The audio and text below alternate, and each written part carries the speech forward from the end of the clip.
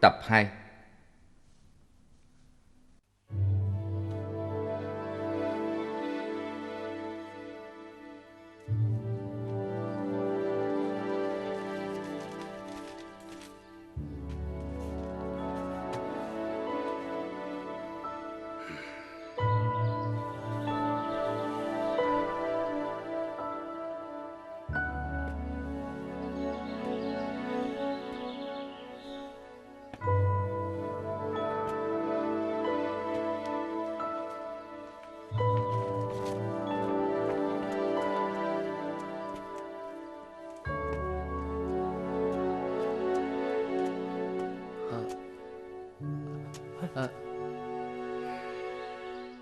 Sư phụ. Linh Hữu à, Linh Hữu, mấy hôm nay sư phụ đọc Pháp Hoa Quyền Nghĩa. Lúc sư phụ ngồi thiền, bỗng dưng sư phụ lại gặp Nam Nhạc Huệ Tư Đại Sư. Vậy là sư phụ và Tông Thiên Thai có duyên rồi. Ngài nói sau khi Ngài viên tịch đã thác sanh vào nước Nhật để hoằng Pháp. Thật là trùng hợp. Sư phụ mới thấy Huệ Tư Đại Sư thác sanh vào Nhật Bản hoằng Pháp. Hôm nay chùa của mình có vị tăng người Nhật đến tá túc. Tăng người Nhật à? Dạ, pháp hiệu Trí Hành. Thầy ấy từ đâu đến? Dạ, từ Giang Châu. Sư phụ à, con người của thầy Trí Hành rất là thú vị. Thể mang theo bên mình 10 cái thùng lớn, trong đó chứa đựng kinh sách mà thầy ấy chép ở các từ điển, nói là muốn đem về Nhật Bản đó. Sư phụ, thầy ấy với mọi người mà đến, muốn cầu xin người giảng dạy giới luật. Được, chúng ta tới thăm thầy ấy. Dạ.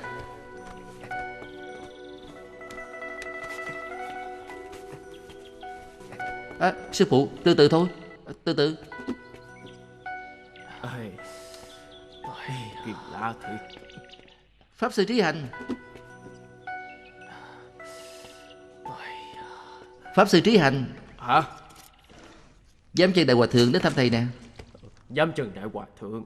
Pháp sư đi đường vất vả quá, Mạo muội đến đây làm việc quá.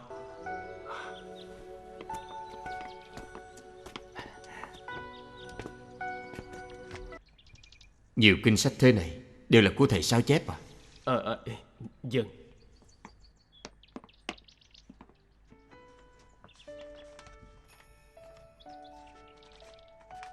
Nét chữ viết rất ngay thẳng.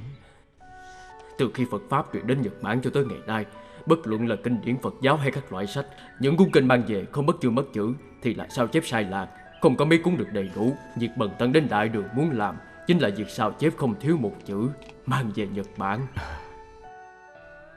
Đức Phật dạy trú tâm nhất xứ, vô sự bất biện.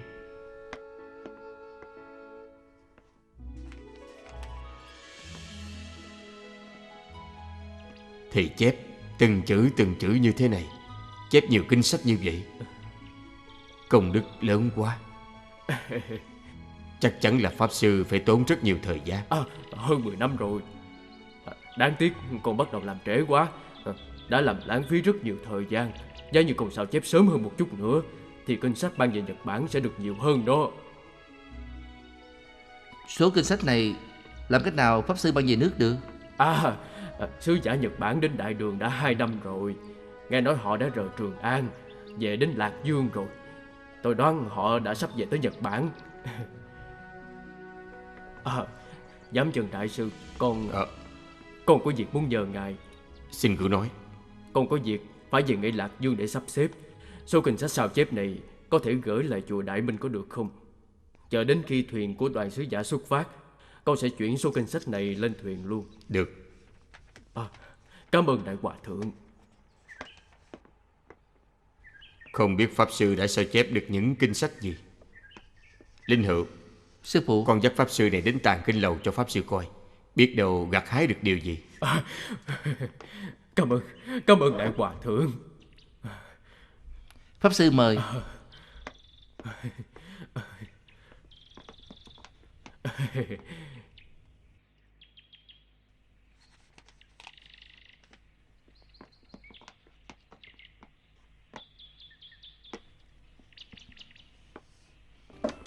Mời.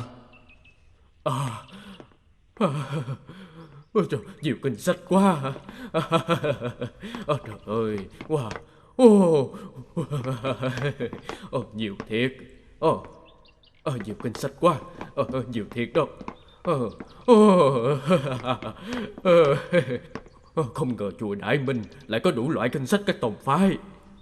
Sư phụ tôi tuy là một vị luật sư, nhưng ngài lấy luật làm gốc. Đối với tông Thiên Thai, chân ngôn đều tinh thông hết.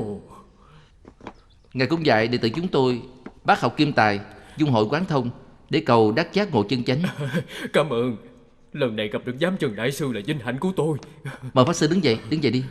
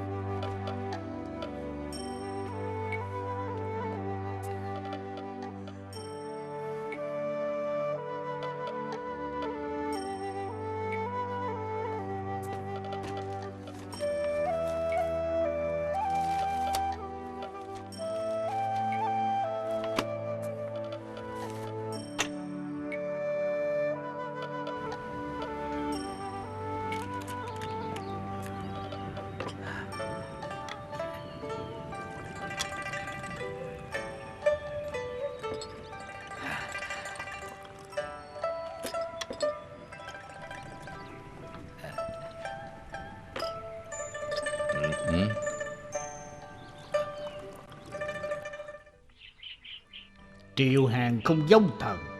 Thần ở đại đường lấy vợ sanh con, có nghĩa là yên lòng ở Trường An sống trọn đời này. Nhưng cha mẹ của ông ấy tuổi tác đã cao, thêm vào đó triều đình Nhật Bản có ý muốn Triệu về.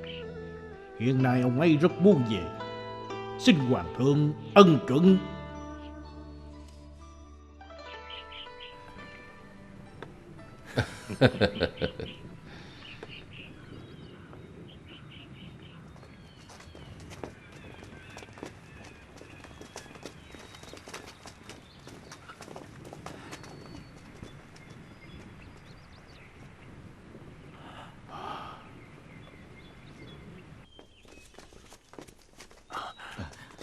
Thần bái kiến bệ hạ. Tấu sớ của Triệu Hàn trẫm không phê chuẩn. Lần này sư giả Nhật Bản đến đây, Thiên Hoàng cũng có ý muốn triệu các vị học sĩ trở về nước, cho nên ông ấy... Người khác thì có thể trở về nước, nhưng mà Triệu Hàn thì không được đi. Ông ta là người do nước Đại Đường ta dạy dỗ, người có phẩm học kim ưu, văn võ song toàn như ông ấy. Trẫm đi đâu để tìm đây? Dạ bệ hạ. Trẫm phải trọng dụng ông ấy. Ông lập tức đi nói chuyện với đại sứ của Nhật Bản, đem ý của trẫm nói cho họ biết. Tuân chỉ.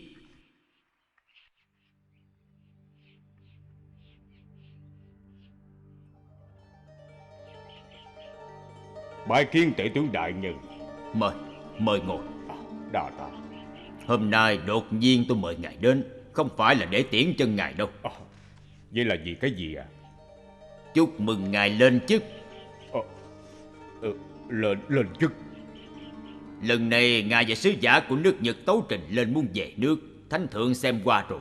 Đối với Kiết Bội, Trần Bội, Trường Can, Quyền Phướng, cho đến các lưu học sinh đã tốt nghiệp, các vị tăng nhân đều đồng ý cho về nước. Duy chỉ có ngài, Thánh thượng không đồng ý. Nhưng mà tôi muốn về nước kia mà. Hoàng thượng yêu mến nhân tài, mọi người đều biết. Từ trước đến nay, ngài lại là ái khanh, là trung thần của hoàng thượng. Sao hoàng thượng nhẫn tâm để ngài về nước chứ?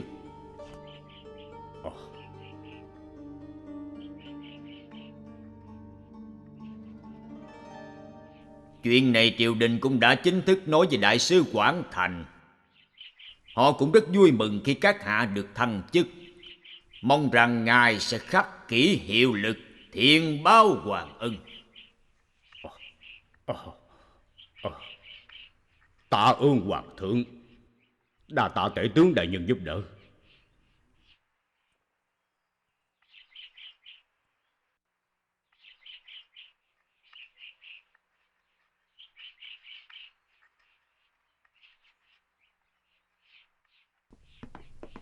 Nghe nói A Bội Trọng Ma Lữ tiên sinh xin về nước, bị triều đình từ chối rồi.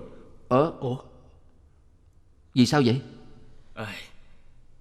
Thì hoàng đế không nỡ để cho ông ấy đi. Quan cao vị hiển, không được tự do.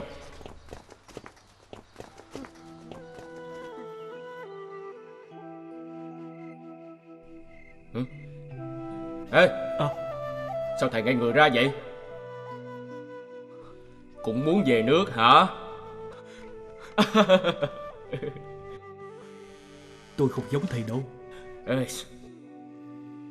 Nè, đại sứ Quảng Thành bao giờ thì về nước vậy? Làm sao mà tôi biết được. Tính ra bọn họ đến đại đường cũng được hơn 2 năm rồi còn gì nữa. Cũng nên về thôi. Hả? Cẩn thận một chút nha. Cẩn thận một chút. Vất vả quá. Cẩn thận một chút. Cẩn thận một chút. Vậy ta người Nhật này chưa từng gặp. Được. Thầy quen thầy ấy không? Chưa từng gặp. Xin hỏi tôn hiệu của pháp sư? Tên Trí Hành. Trí Hành pháp sư đến đại đường lâu rồi, có đúng vậy không? Hơn 20 năm rồi.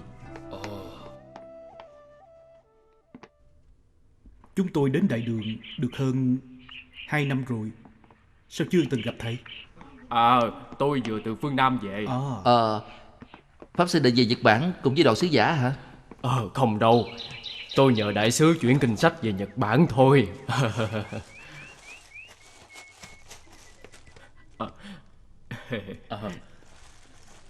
Nhanh lên. Học ở đại đường hơn 20 năm rồi, tại sao không nghe thấy ai nhắc tới thầy ấy vậy? Ở đây lâu như vậy, cho thấy thầy ấy cũng là một người không làm nên chuyện gì.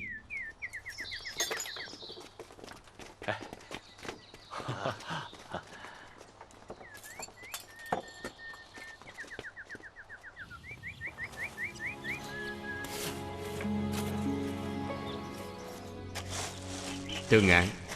Dạ. Thuốc tiểu tài hồ này con còn nhớ không? Sư phụ.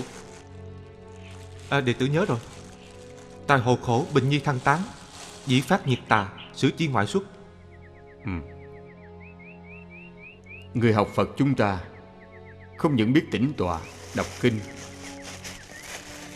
mà còn phải học ngũ minh, thiên văn, địa lý, toán số, âm nhạc, kiến trúc và nghệ thuật. Tất cả đều là đại học vấn. Bằng không, người xuất gia lấy tài năng gì để độ chúng sanh chứ? Con hiểu rồi. Đệ tử xin ghi nhớ lời sư phụ dạy. Đệ tử xin ghi nhớ lời sư phụ dạy. Sư phụ, Hà đại nhân đến rồi. Hạ đại nhân Hạ đại nhân. Đại hòa thượng, là phiền rồi. Ngài đến Dương Châu khi nào vậy? Mới tới hôm qua. Lý Bạch Đông Du Ngô Việt ngày nay bị bệnh ở Dương Châu. Tôi nghe nói nên bèn từ Lạc Dương đến đây. Chính là Lý Bạch người Thục, đấu tủ bá thiên đó. Đúng vậy. Ông ấy đang bị bệnh nặng. Nghe tôi đến, nhất định phải ra đón rước. Bây giờ sức khỏe ngày càng yếu rồi. Đi, chúng ta tới đó xem sao. Dạ được.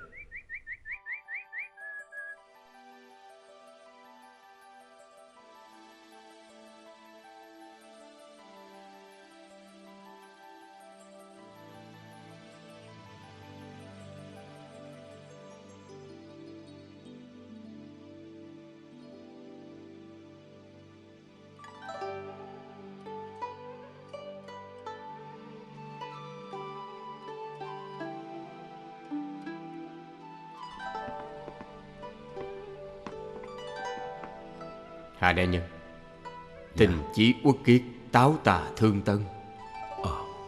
Đại hòa thượng nói không sai chút nào.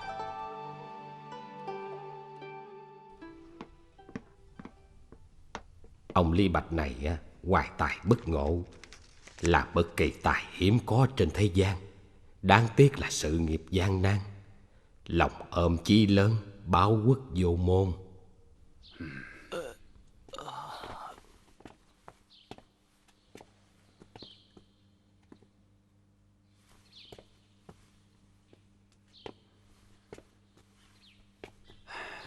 Hoài tài bất ngộ mà còn phẫn thế tật tục.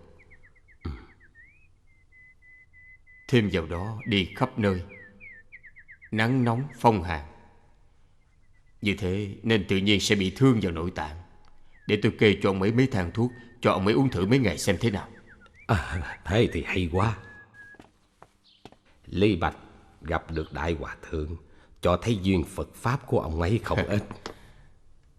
Hiện nay người ông ấy rất nóng.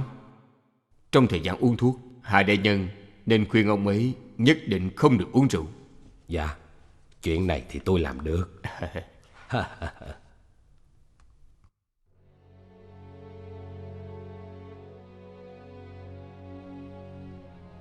Tất cả mọi nơi mọi chốn không có những thứ cát đá. Lưu ly bảo địa bằng thẳng, mềm mại di diệu nguyện an trú. Như nước Cực Lạc trang nghiêm, diệu bảo làm đất hoa rất nhiều. Vườn rừng ao nước không hề thiếu, đem đại pháp âm nguyện đầy đủ. Tùng xuất thế gian vô năng hiện, chủng chủng thất bảo chi sở thành. Vô lượng quang minh biến chiếu xứ, chư Phật Bồ Tát nguyện an trú. Khổ hải nhiệt não chư chúng sanh, bi thủy tịnh lương đắc tịnh tỉnh. Ẩn chí tự tánh an lạc thú, bi quán tự tại con tán lễ.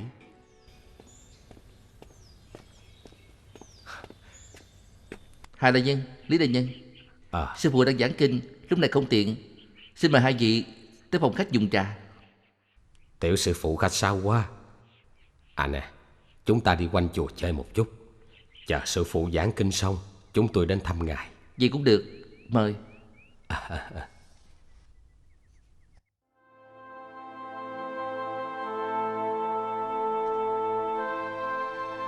Các thầy người Nhật Vinh Duệ, Phổ Chiếu, Quyền Lan, Quyền Pháp đăng đàn thọ giới cụ túc ở chùa Đại Phúc Tiên.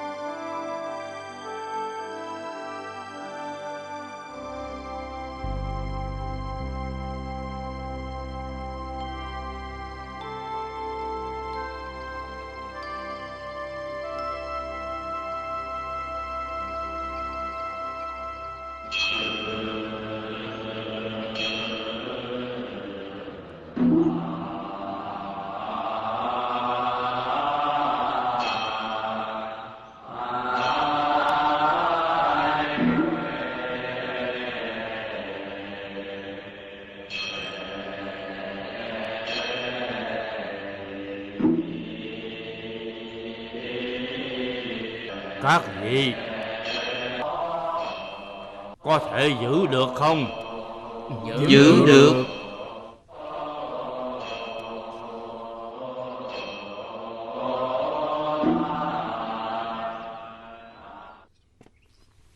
Các thầy đoán xem, đoàn sứ giả lần sau đến Đại Đường sẽ cách khoảng thời gian bao lâu? Ít nhất cũng phải 8-10 năm đó. Đó là nói tình hình bình thường thôi. Nếu như trong nước phát sinh chuyện gì thì rất khó nói. Thuyền của đại sứ Quảng Thành sắp đi rồi. Mấy ngày nay tôi cứ suy nghĩ, vì sao chúng ta không mời một vị luật học đại sư cùng thuyền đến Nhật Bản, giúp cho Long Tôn đại sư chỉnh đốn giới luật. Chờ khi chúng ta học xong trở về nước thì sẽ mời một vị cao tăng đi cùng. Ra ngoài ít, Chúng ta tiếp xúc với cao tăng cũng không được nhiều. Thưa hỏi cùng ai đây? Chỉ biết thỉnh giáo với Định Tân Đại Hòa Thượng thôi. Chuyện này không được.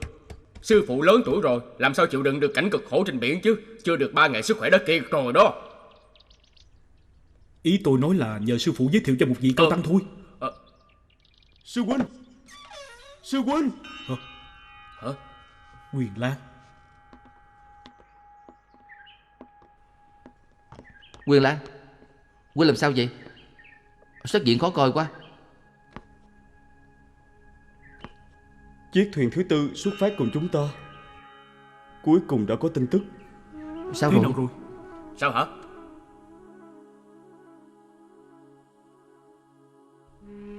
Nghe nói chiếc thuyền thứ tư trên đường đi gặp phải sóng lớn, đánh dạt vào Nam Hải.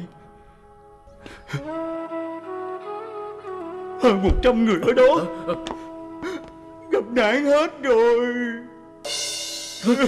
Vậy còn chiếc thuyền thứ 3 thì sao? Hả?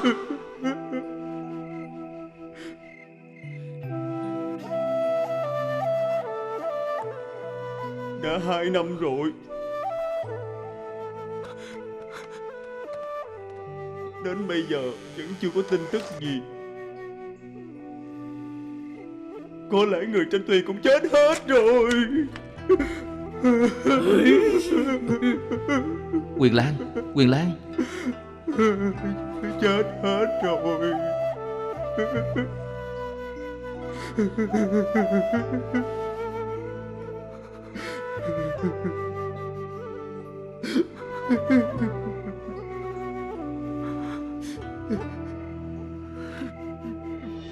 Bất luận thế nào, dù có bị nguy hiểm đến tính mạng,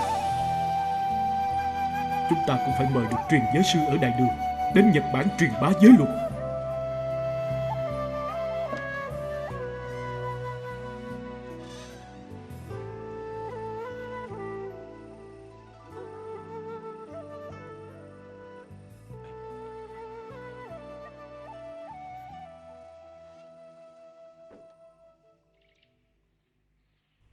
Đến Nhật Bản truyền giới à? Lão nạp ta đúng là lực bất tòng tâm rồi. Sư phụ chỉ cần giúp chúng con tìm được người thôi, đệ tử đã cảm kích vô cùng rồi. Bao giờ thì đi? Không lâu nữa thuyền của đại sư về nước. Chúng con muốn mời luật sư đi chung chuyến thuyền.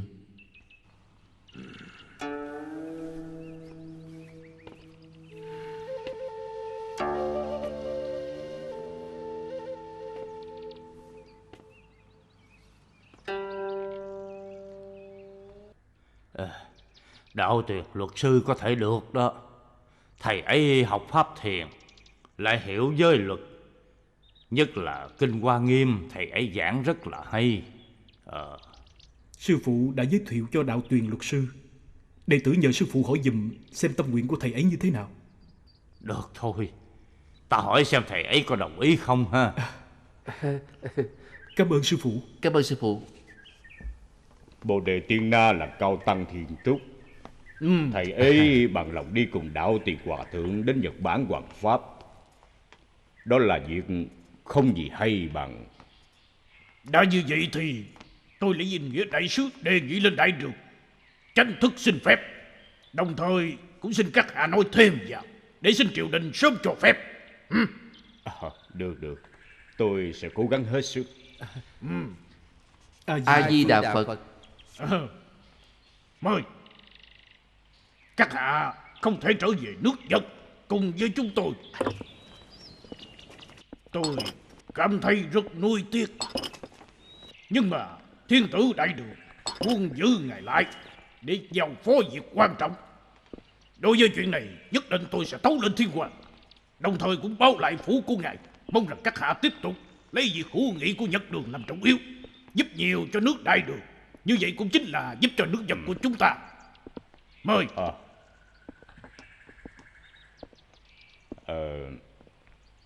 Đại sứ yên tâm, tôi sẽ dốc lòng lo cho nước đại đường, tận trung cảm ơn. Mời. Mời.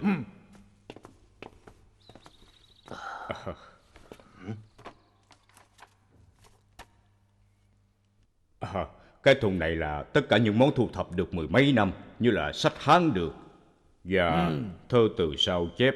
Tôi không về nước được, chỉ biết nhờ đại sứ đại nhân mang về Hay giúp quá. gia đình. Nhật Bản chúng ta nhất định phải bắt chước theo phong kiến chế độ của Đại Đường, văn hóa nghệ thuật. Như vậy thì chúng ta mới có thể hưng quốc an bang, ngày càng phát triển rộng lớn hơn nữa. Những cuốn sao chép ở đây đều là Đương Triều, Lý Bạch, Đỗ Phủ, Mạnh Hạo Nhiên, Vương Duy. Những kiệt tác của các nhà thơ nổi tiếng trong này cả. Lần này không được gặp nhà thơ Lý Bạch nổi tiếng, thiệt là đáng tiếc quá. Quảng Thành đại sứ. Kiếp ủy quân, đồ đạc của ngài đã chuẩn bị xong chưa? Vẫn chưa. Ngài mang theo những thứ gì về vậy? Những phẩm vật dâng cho thiên hoàng. Để tôi xem một chút có được không? Dạ được. Mời đại nhân. Mời.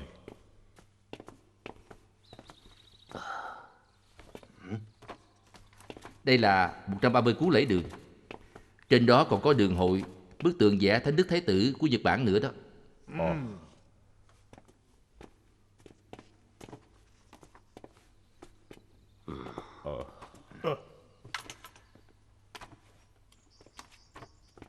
Cái này dùng để làm gì? Cái này là bảo bối đó. Đây là cái thước dùng cho việc xem xét thiên văn.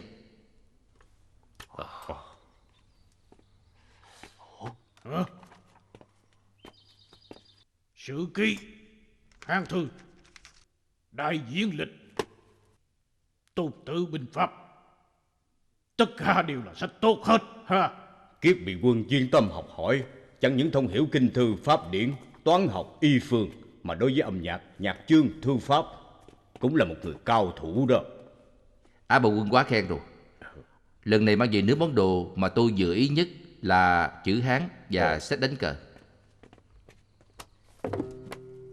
Đây là chữ Hán mà tôi thu thập được, có thể tham chiếu, hội ý. Nó đối với việc sáng tạo và phát triển văn tự của Nhật Bản có giá trị vô cùng to lớn. Do tôi tích lũy đã hơn 10 năm nay, và của biện chứng đại sư cho nữa. Kiếp bị quân, ông đã lập nên công lớn cho nước Nhật rồi. Cảm ơn đại nhân quá khen. Cẩn thận thôi. Cẩn thận một chút nghe. Từ từ thôi. Cẩn thận đó. Từ từ thôi nghe. Khiêng hết lên chưa? Pháp quan đại nhân, bần tăng đến đại đường không làm việc gì khác. Những cuốn kinh này là do tiểu tân vất vả sao chép hơn 20 năm nay, nhất ngài phải mang về Nhật Bản. Xin ngài cẩn thận giùm. Pháp sư, ngài yên tâm. Đúng rồi. Nếu đi trên biển gặp phải sóng lớn đó, nếu như thuyền không thể chở được hết thì cho dù phải nhảy xuống biển cũng không được mang kinh sách đếm xuống biển đó. Tôi xin ngài mà. Tôi biết rồi. Đứng lên đi. Bất luận gặp phải nguy cơ thế nào, chỉ cần có Tần Triều Nguyên thì sẽ có kinh sách. Xin ngài.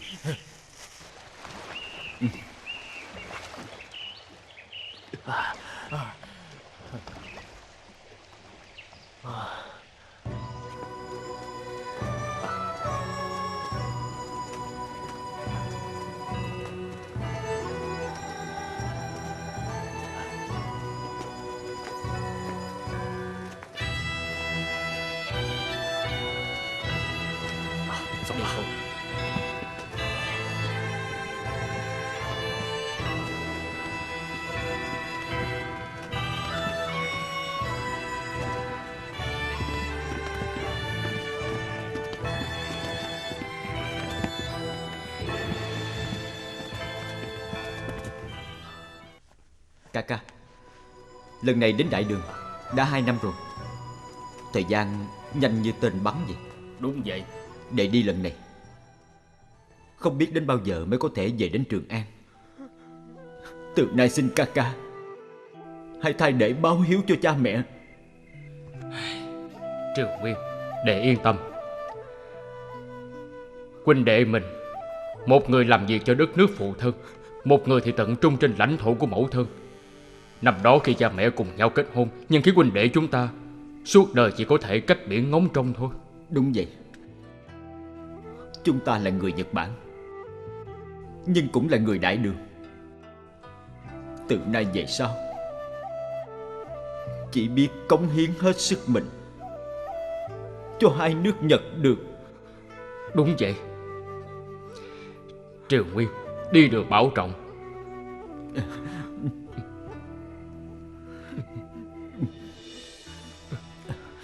Triều Nguyên, bảo trọng.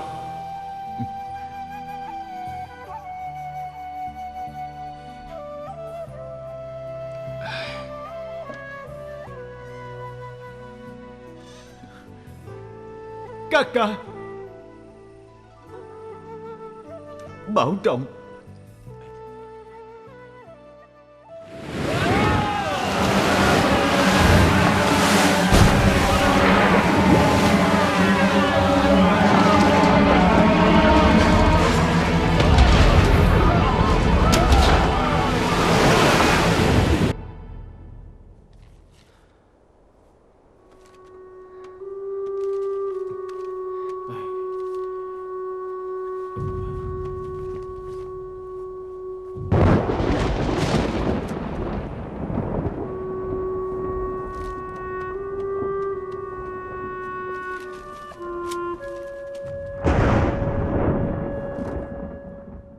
Không biết đoàn thuyền sứ giả có đến được nước Nhật hay không? Phán quan đại nhân, phán quan đại nhân, phán quan đại nhân, phán quan đại nhân, quý vị làm sao vậy? Quý vị đi rừng nửa năm rồi kia mà. Phán quan đại nhân, phán quan đại nhân. Pháp sư, chúng tôi ra biển không bao lâu thì gặp phải bão lớn. Thuyền của chúng tôi dạt vào bờ biển nước Lâm ấp. Sau đó chúng tôi lại gặp phải cướp biển. Hơn 100 người, chỉ còn 4 người chúng tôi trốn được. Vậy còn những người khác? Những người khác thế nào hả? Chết rồi. Họ chết thật thê thảm. A Di Đà Phật.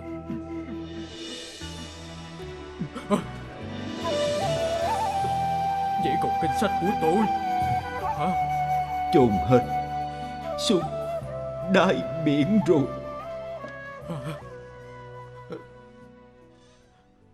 Không, kinh sách của tôi không thể. Tôi phải tìm kinh sách của tôi. Kinh sách của tôi đâu? Kinh sách của tôi đâu rồi? Kinh sách của tôi đâu rồi? Kinh sách của tôi đâu?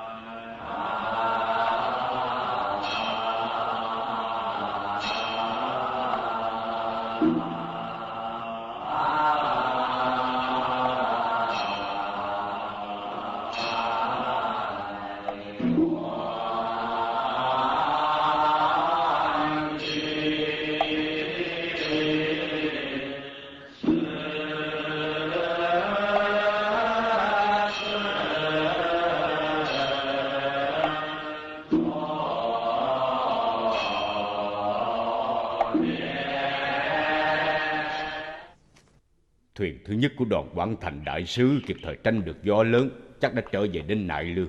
Thuyền thứ hai của Trung Thần Danh Đại đã gặp phải bão tố, cuối cùng quay lại về Tô Châu. Sau khi tôi nghe tin, đã lập tức tấu trình đến Hoàng thượng. Hoàng thượng vội hạ chiếu sai người đến Tô Châu và tặng kinh báo hiếu cho họ để an ủi. Mời ngồi. Như vậy, họ có thể từ Tô Châu đáp thuyền trở lại. Chỉ có thuyền của chúng tôi không gặp may. Hơn 100 người chết hết rồi. Thật không ngờ khu Nam Hải là có những tên cướp biển dã man tàn bạo như vậy. Sau khi 4 người chúng tôi được người đi đường cứu lên bờ, từ Nam Hải đi về hướng Bắc đến Dương Châu, giam chân Đại Hòa Thượng ở Giang Hoài. đặc biệt vì người Nhật Bản tử nạn, đã lập Đại Pháp Hội Siêu Độ.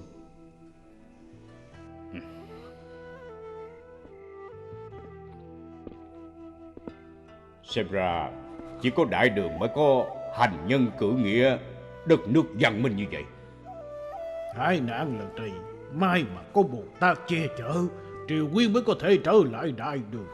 Lão Phu cho rằng đây là ý trời vậy. Triều Nguyên, con đừng đi nữa, ở lại Trường An đi, chờ đoàn sứ giả lần sau đến rồi tính tiếp.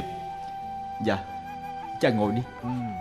Cha mẹ lớn tuổi, con cũng muốn ở lại để phụng dưỡng cha mẹ. Nhưng mà dương lệnh trên người, trung hiếu không thể lưỡng toàn. Hôm nay tôi đến đây tìm ngài, chính là muốn nhờ các hạ tìm cách giúp đỡ chúng tôi một lần nữa đi về Nại Lương. Xin ngài. Đại nhân à, ý của ngài thì... Đã như vậy thì xin các hạ giúp cho nó đi. Nào, gần đây mai có đoàn đại sứ nước Tân La đến Đại Đường, tôi có thể nhờ đại sứ Kim Đại Quang giúp đỡ. Hay quá. Bao giờ thì họ xuất phát? Khoảng đầu tháng 3 sẽ đến hải cảng Đằng Châu. Đa tạ các hạ.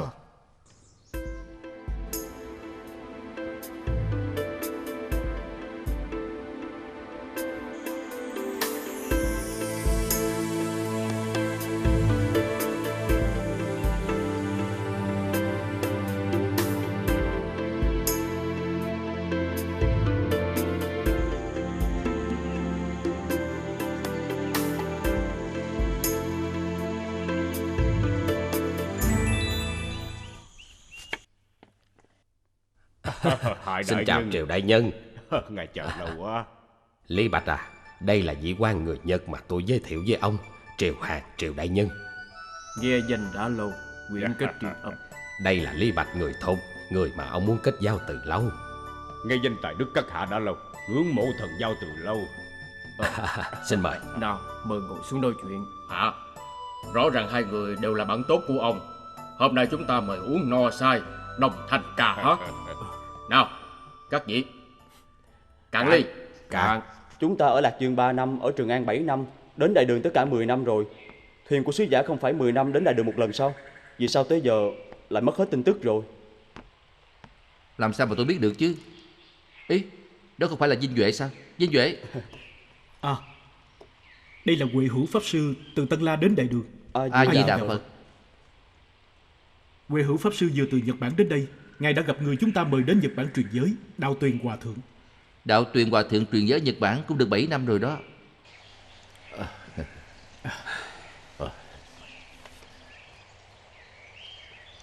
Đây là lá thư Đạo Tuyền Hòa Thượng gửi về từ Nhật Bản.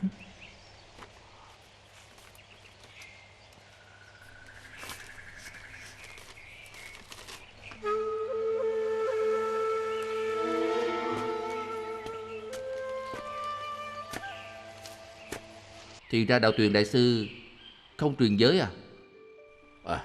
Bắt Đạo Tuyền đại sư truyền giới thì thật là làm khó ông ấy. Tăng viên Nhật Bản không đủ thì không thể chính thức thọ giới được. Hơn nữa, thế lực của người phản đối thọ giới quá lớn, rất khó đối kháng.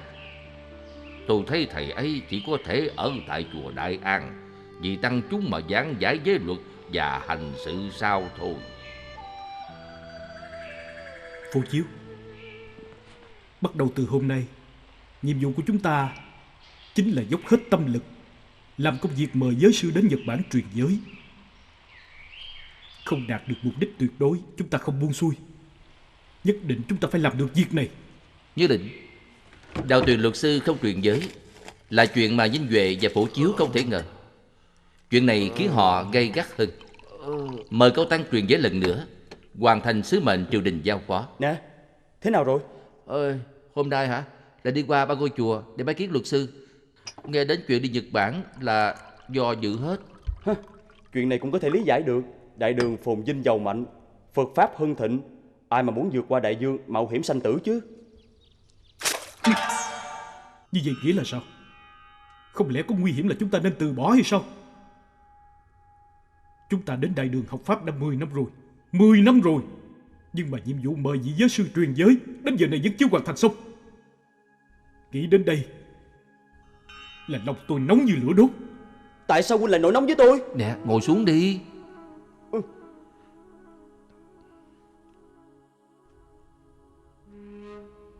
Tôi đã cô phụ sự kỳ vọng của xá nhân Thân Dương và Long Tôn đại sư, không hoàn thành được trách nhiệm, khiến cho họ thất vọng.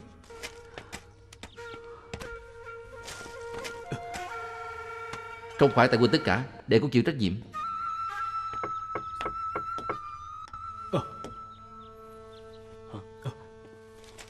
Vị pháp sư này là... Bần tăng là Đạo Hàn.